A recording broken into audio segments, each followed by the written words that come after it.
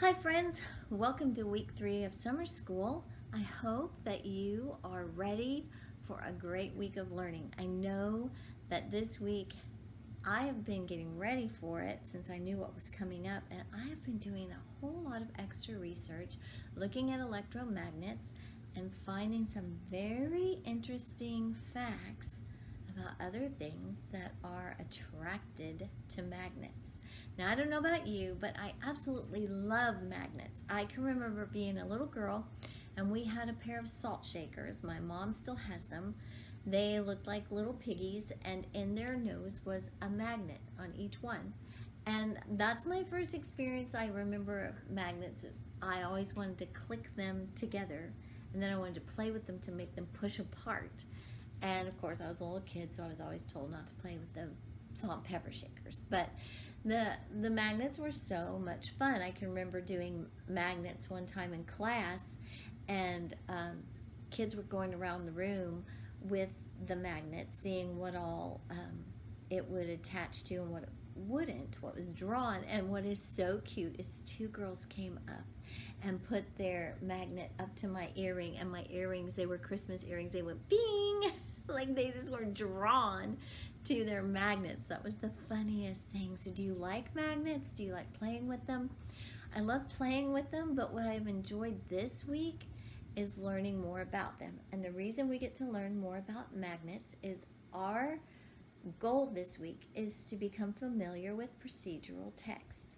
As you get older in school, some will call this a form of procedural text, like scientific method. To me, a recipe is a form of a procedural text because it's how to do something step by step. When you were younger, you studied how-to papers. Those are procedural texts. So this is our grown-up name for how-to, procedural text. In our reading, our assigned reading in our mentor text and benchmark, it tells you how to make an electromagnet. And I was thinking, I wonder if anyone will be able to do that. But I think you will. I took a little walk around my house today, and I found everything that you need. It tells you in the book to have rubber gloves, because why? You don't want to get shocked. Remember my story with the electric curlers? I'm glad that screwdriver had a rubber handle. It wants you to have wire cutters. Found these in the garage in a toolbox. It wants you to have various nails, and it tells you ones that you need to make sure they are ones that attach. So I have a little magnet to play with. This is not something needed. Paper clips and wire, and most important of all, a 9-volt battery.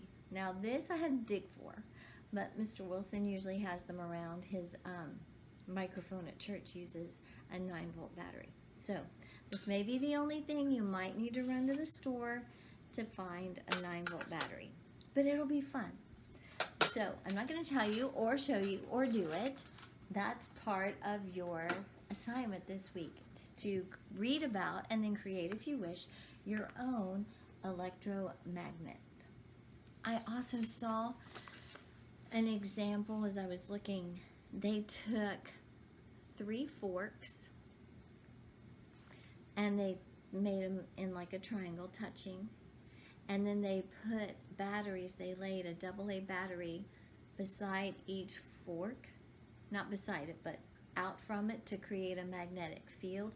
And they had a nickel or maybe a quarter in the middle, and the magnetic field then made the quarter start spinning. So you might want to just Google, since that's a tool that we have now, electromagnetic experiments to do at home, and then film yourself doing one of them, and then write up your procedural text. So this week, our reading and our writing truly go hand in hand. You practice your writing skills. You can even include quotes in that paper when you find that extra information. I learned, because I found this handy dandy book on Amazon, of course, my weakness, but All right, I never knew, just true confessions, that the Tesla was named after the scientist that discovered the type of electricity that is used to run the Tesla. Pretty cool. I just thought that was the name of the company. See, teacher always learns a lot. So, but I love learning, so I hope you do too. So this is a book you can maybe find on Amazon used, or maybe you have it by chance. Find it on a Kindle or a digital source. It's a great book for electricity and magnets. And so I really enjoyed reading that to go with it. I also assigned some extra books that Benchmark had that I could put on your account on like a library bookshelf in there in Benchmark that you can read that are very fascinating.